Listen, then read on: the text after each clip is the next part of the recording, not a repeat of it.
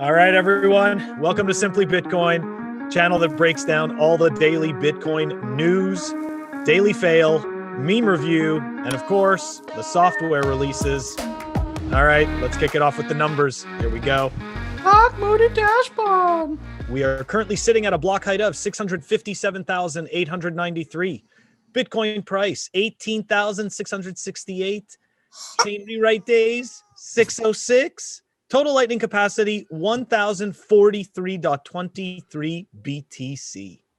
Satoshi is very happy with that price. And for anybody that doesn't know, Satoshi, the chicken, speaks up every time the Bitcoin price is higher than yesterday's. So let's move on, Phil. It's time for the Daily Fail.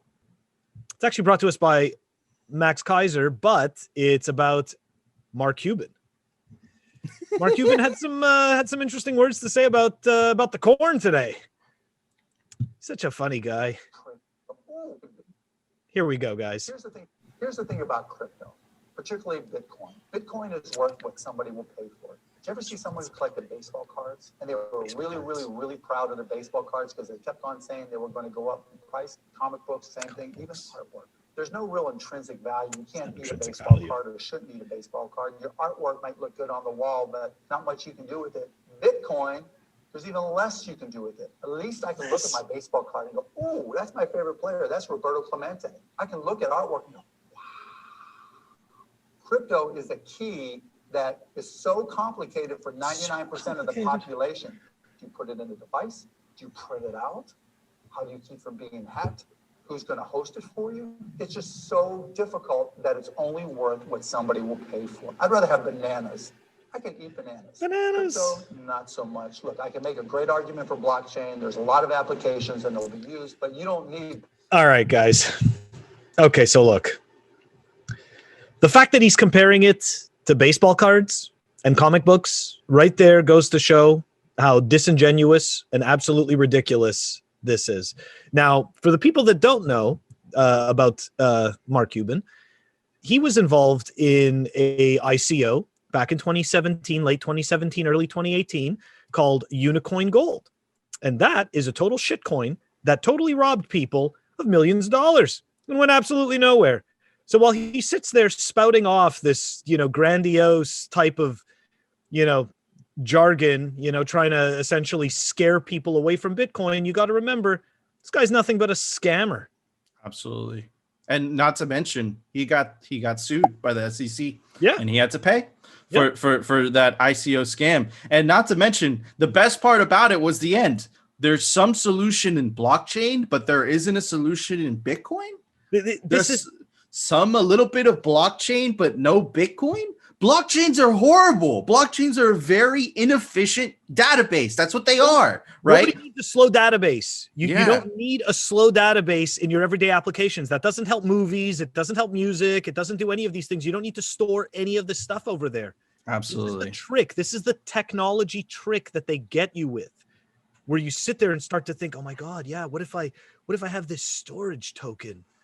I'll pay people in this storage token. Why don't you just pay them in frickin' Bitcoin for storage? Mm-hmm. Like it's the most ridiculous stuff, I Anyways, completely agree. Mark Cuban, total fail, total Bitcoin fail. This guy sucks. Well, Mark Cuban, I just got to say, I told you so. Yeah.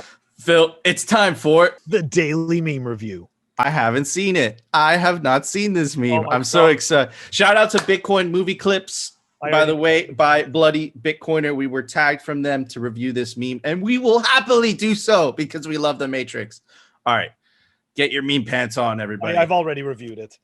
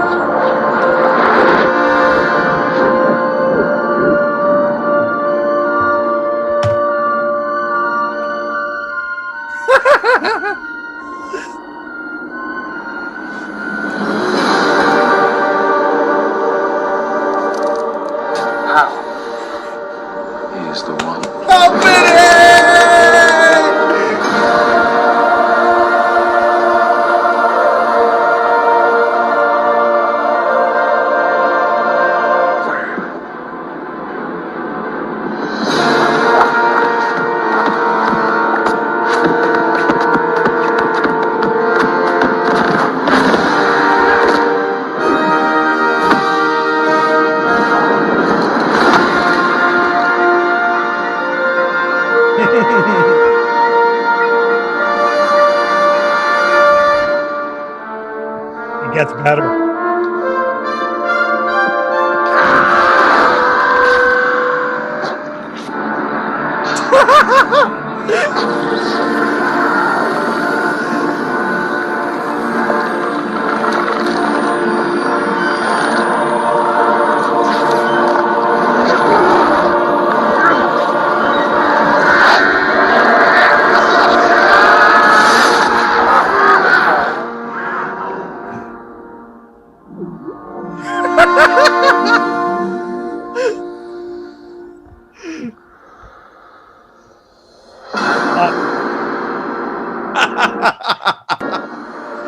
Dude, I mean, are you kidding me?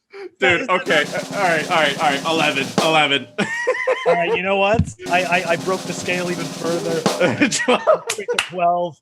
That doesn't even exist. That but I mean, I'm sorry, but to have that level of goosebumps for that long is just absolutely just I so completely well agree. done. And the way the story was done, and the fact that obviously Bitcoin goes in and becomes the unit of account. It's just, oh man. Dude, I watched that thing multiple times. It was perfect. That was the first time watching it, bro. That was the first time watching it, so I was getting all the goosebumps. Well, I was like, "Oh my god, this is so good." Oh my god, dude. Oh, I'm gonna have to watch that right after this because that was just too good. Fucking amazing. All right, Phil. So who made that? It was Bitcoin. It was Bloody Bitcoiner. It was Bloody Bitcoiner. Cool. Shout out to you, man. That props. Yeah. That was an amazing meme. Phil, insane. It's time for the Daily News, sponsored by Crypto Cloaks.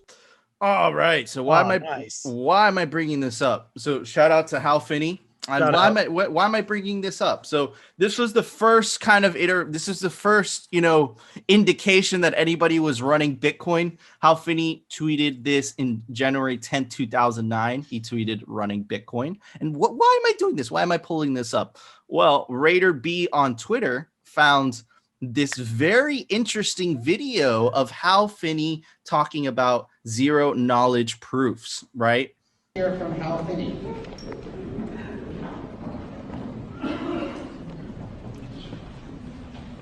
So I don't want to reveal anything about the message. So just to show you guys, Bitcoin has been in the works, right, since 1998. This video was from 1998, and Hal Finney was already talking about zero knowledge proofs, right? And if we go back to this tweet, basically saying that he was one of the first people to run Bitcoin, right? It kind of, gets your suspicion of a little bit of, who Satoshi Nakamoto was. I just want to emphasize, guys, that it's extremely important, and it doesn't matter who Satoshi Nakamoto is. It's irrelevant, right? It's actually better for Bitcoin that no one knows who Satoshi Nakamoto is. But my suspicion, Phil, is that Hal Finney has something to do with it. By the way, guys, Hal Finney died of ALS. It is one of the most horrific diseases known to mankind. It slowly just deteriorates your body to the point that you can no longer breathe anymore. Definitely donate to the ALS Foundation, which we will put down in the link description. And Phil, what are your thoughts on this? I mean, so look, I'm a firm believer that he is part of Satoshi. I don't think entirely that he is entirely Satoshi, but I definitely think that he is a good portion of Satoshi. I mean, look, this is just further evidence. I believe there's another link. I'll see if I can dig it up to the entire presentation. And yeah, I'm just, look, I don't know how many other people reviewed his Twitter timeline over and over again, but I did. I've looked at it many times, and it's very interesting. Before that tweet, he starts to set things up, and then all of a sudden there's this stage, this time of nothing, and then he's running Bitcoin. Yeah, and I completely agree. I'm telling you, man, that my suspicion, and before I saw this, it's just reconfirmed what my initial thoughts were, was that Hal Finney, RIP, man, rest in peace. How it definitely had something to do with it. And Phil, let's move on to the next piece of news. I wanted to start off with some positivity. The next piece of news is definitely very insidious. These guys are freaking evil. So Bitcoin investigation giant, aka Chainanalysis, to raise $100 million at a $1 billion valuation. So what is Chainanalysis? Chainanalysis is basically the company that, you know, they raise this money through venture capital at a $1 billion valuation. And basically Chainanalysis is the company that all governments use to basically persecute any type of Bitcoin related crime. Do you guys remember, I'm going to pop it up right here. Do you guys remember a couple of weeks ago when we were talking about how the FBI or, you know, the US government seized about $1 billion from a hacker of Silk Road? Guess who they used? They used Chainanalysis. These guys are so hated in the Bitcoin community, they don't even have a Twitter. They're very sneaky. They're very whatever. They only have a website. That's the only way to reach them. They know that. They know that the crypto community does not like that. I think that they're fighting an unwinnable battle, because once Lightning becomes more well used, right? Then this Chainanalysis type thing that they're trying to use, especially with Schnorr Taproot, which will further, you know, increase the privacy of Bitcoin, right? Kind of hiding what type of transaction is the transaction that you are basically sending out into the blockchain. You know, that these guys, it's going to get to a point where their job will become impossible. Obviously, the venture capital funds don't feel like it, but man, Chainanalysis is literally the evil criminal, the evil twirling mustache criminal of the, you know, of the Bitcoin industry. What are your thoughts on this, Phil? So, yeah, you know, to your point, with, you know, further Lightning usage, I see their service definitely becomes more difficult. How can I put this? Everybody needs a villain, right? They're one of the villains, you know, they're one of the villains in Bitcoin and in crypto, I guess. But really only Bitcoin matters. So they're really the, you know, a villain in Bitcoin. And sure, they may get this valuation. They're just the first to market. There are going to be others like them. So they're going to end up dealing with that competition, because I'm sure some other scumbags are going to decide to do this as well. And yeah, it gets kind of interesting because I'm sure countries are going to want to hire them. They already are. They kind of, anyways. Yeah, exactly. They already are. I mean, I don't know, man. I don't know. I wonder what happens. Obviously, I don't like them, but we'll see what happens. It's capitalism. You know, someone's gonna make a business like this. Someone's gonna make a business out of it. But you guys why contribute to Bitcoin in a positive way when you can just, you know, be a scumbag and provide this service instead? Exactly. They are, you know, the evil villains of, you know, of Bitcoin. And we've been shining a light on these guys and their nefarious activities and all the contracts they're getting from, you know, the IRS and all the three-letter agencies of the government. So, you know, Simply Bitcoin always reports on their shady businesses that gets published nowhere else, right? So, Phil, there was actually a pretty big software release from our friends at Software Releases. BlueWallet version 5.5.6 was released, and we've got details to the release notes and the link down below. Awesome. Thank you, Phil. Guys, thank you so much for tuning in to another week of Simply Bitcoin. You know, Phil and I really appreciate our fans. Satoshi the Chicken says thank you as well. Guys, thank you so much. The show would not be possible without you. If you guys like the show, you know what to do. If you guys love the show, subscribe. And of course, have an awesome weekend, and we'll see you again on Tuesday.